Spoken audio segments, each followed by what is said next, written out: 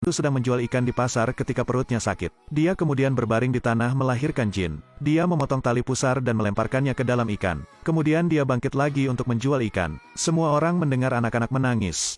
Tangisan jin menyelamatkan hidupnya sendiri. Tapi ibu anak itu karena pembunuhan dibawa ke kematian. Jin baru saja lahir, menyebabkan orang lain mati, kemudian Jin dibawa ke panti asuhan. Gaillard mengadopsi anak itu. Semua orang mengira Jin akan mati malam ini, tapi Jin mengambil jarinya dan membawanya ke hidungnya untuk menciumnya. Semua orang menemukan bahwa anak ini tidak normal. Anak laki-laki itu bisa mencium bau daun di tanah, buah pir, bahkan bangkai tikus dan semut. Anak laki-laki itu dapat mengingat aroma-aroma ini dengan baik. Ternyata, Jin memiliki kemampuan untuk mencium aroma. Pada usia 13 tahun dia sudah bisa mencium aroma kayu, rumput, batu, air, bahkan katak di dalam air. Pada titik ini, Gaillard menjual Jin. Setelah tawar-menawar, Gaillard mendapat $7. Tapi kemudian, dia dibunuh oleh bandit. Sama seperti itu, satu orang lagi meninggal. Di lokasi konstruksi, Jin bekerja 16 jam sehari. Bos sangat puas, memutuskan untuk membiarkan Jin keluar. Di pasar, dia bisa mencium berbagai jenis dupa dan menghafalnya. Tiba-tiba, Jin mencium bau aneh. Ternyata gadis yang menjual aprikot. Aroma ini sangat menakjubkan. Jin pergi ke sana untuk mencium bau. Jin mengikutinya ke sebuah gang. Dia meraih tangan gadis itu dan mengendusnya. Tapi dia takut dan lari. Tapi Jin diam-diam berlari di belakang gadis itu. Aroma ini sangat menakjubkan. Jin mencium bau dari ujung kepala sampai ujung kaki. Gadis itu berbalik, lalu berteriak. Jin menutupi mulut gadis itu. Pada saat ini, dua orang lewat. Jin terus membungkam gadis itu. Ketika mereka pergi, gadis itu dibunuh oleh Jin. Dia dengan cepat melepas pakaiannya, dia mencium bau dari kepala sampai kaki. Tapi aroma ini berangsur-angsur menghilang. Jin sangat tidak sabar. Dia harus belajar bagaimana mempertahankan aroma yang indah. Dia pergi mencari pemilik toko parfum. Toko parfum ini sudah tutup. Karena pesaing membuat parfum lebih harum. Jin berada di depan Baldini, segera membuat parfum lain lebih harum. Setelah mencium baunya, Baldini merasa sangat senang. Seperti dia dicium oleh cinta pertamanya. Keesokan paginya, Baldini menggunakan $50 untuk membeli Jin. Dia sangat senang karena dia mendapat banyak uang. Tapi malam itu, dia mengambil $50 untuk pergi keluar. Hasil perjalanan pulang.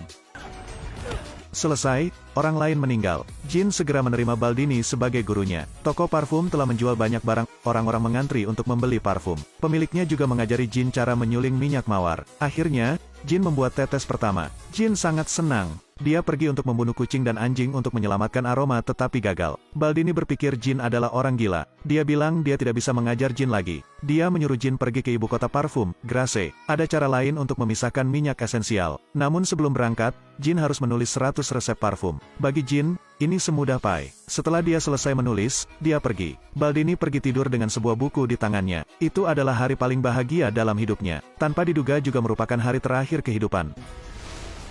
Hais, satu orang lagi meninggal. Sesampainya di Grasse, Jin diterima di penyulingan wewangian. Dia juga memulai rencananya. Itu menggunakan tubuh gadis-gadis muda untuk membuat parfum. Jin merendam tubuh seorang gadis dalam toples kaca. Jin mulai mengambil saripati itu, tapi Jin gagal lagi. Jin pergi ke jalan untuk menemukan seorang gadis yang menjual bunga. Berapa yang harus aku bayar untuk bersamamu?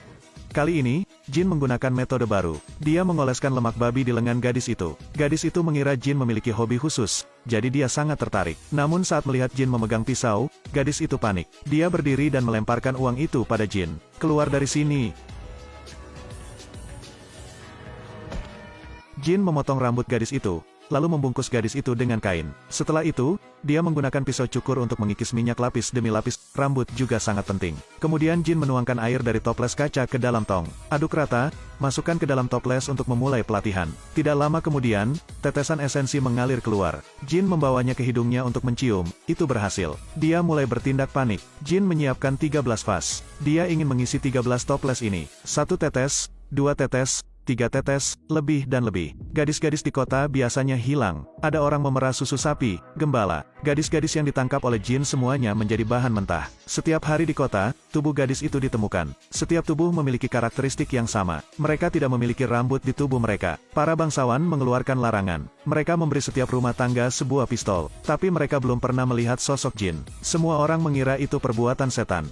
Hanya Antoine yang tidak berpikir begitu. Hasil tes menunjukkan bahwa mereka tidak diperkosa. Mereka baru saja memotong rambut mereka dan tanpa pakaian. Antoine menduga dia mungkin sedang mengumpulkan sesuatu. Dia menebak dengan benar. Jin sedang mengumpulkan aroma, dia sudah mengisi 12 botol, hanya tersisa satu botol terakhir. Jin telah menemukan targetnya, itu adalah Putri Antoine, Laure. Antoine menemukan pintu kamar tidur putrinya terbuka. Dia segera membawa Laure bersembunyi. Kelompok itu sudah setengah jalan ketika dia dan Laure pergi bersama. Lalu dia membawa Laure ke sebuah motel, dia juga memilih kamar dengan tebing di luar. Jin melihat aroma Laure memudar dan mengejar. Berkat indera penciumannya, Jin menemukan motel Laure. Di tengah malam, Jin membuka jendela dan masuk. Dia melewati pemilik penginapan, melewati anjing, ke kamar Laure. Dia siap untuk memukul. Tapi Laure berbalik lagi. Gadis itu membuka matanya dan menatap Jin. Ini adalah keinginan untuk hidup. Tapi bagi Jin, keinginan untuk hidup ini hanyalah beberapa tetes minyak esensial. Jin akhirnya menciptakan parfum paling harum di dunia. Keesokan paginya, Antoine datang untuk membuka kamar Laure. Dia patah hati ketika melihat tubuh Laure. Lalu ada kabar,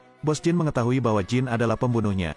Mereka menemukan banyak rambut dan pakaian korban di kamar Jin. Para penjaga menemukan Jin. Dia dibawa untuk dieksekusi. Semua orang di bawah panggung berteriak keras. Hakim dengan marah menyatakan, pukul sampai mati dengan tongkat besi. Apa yang membuat orang sangat membencinya? Ternyata Jin telah membunuh 13 gadis untuk membuat parfum. Pada hari eksekusi, orang banyak berkumpul seperti semut. Semua orang mengutuk pembunuh yang membunuh si pembunuh. Mereka ingin melihat iblis ini dibunuh dengan mata kepala sendiri. Namun, keajaiban warna terjadi. Jin dibawa ke kereta mewah. Dia mengenakan pakaian bangsawan dan turun dari mobil. Semua orang segera terdiam. Bahkan para prajurit berlutut untuk memberi hormat. Dia naik ke platform tinggi. Orang yang memegang alu juga berlutut. Semua orang di sekitar terkejut. Orang ini tidak bersalah. Jin mengeluarkan sapu tangan dan meneteskan parfum di atasnya. Dia melambaikan tangannya, semua orang mencium aroma ini. Semua orang terpesona. Mereka mulai beribadah bersama Jin. Salah satu dari mereka berteriak, orang ini tidak bisa menjadi pembunuh. Dia adalah dewa, malaikat. Kemudian semua orang mulai saling berpelukan. Tidak masalah jika Anda mengenal pihak lain atau tidak, mereka semua menanggalkan pakaian mereka dan meringkuk erat-erat. Bahkan pendeta pun tidak luput. Bayangkan adegan selanjutnya. Pada saat ini, Antoine yang marah bergegas mendekat. Di tangannya dia memegang pisau. Tetapi ketika dia melihat Jin,